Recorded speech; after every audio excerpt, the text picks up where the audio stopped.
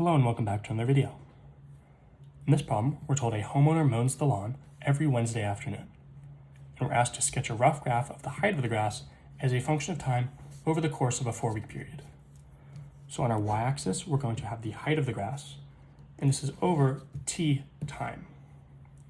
And this is over a 4-week period.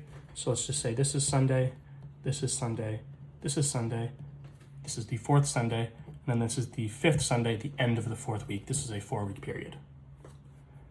The mowing happens every Wednesday afternoon. So what's going to happen? Well, let's just say on Sunday we're at a particular height. The grass is going to increase, and then it's cut on Wednesday, somewhere in the middle of the week, and it drops to this value. Then it's going to increase over time until the next time at which the grass is being mowed, and it drops again.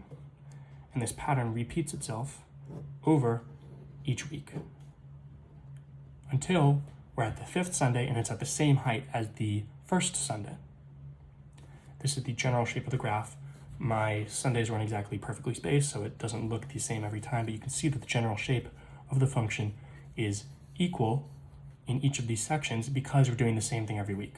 We're letting it grow, and then every Wednesday afternoon, we're cutting the grass. It's going to have this general shape.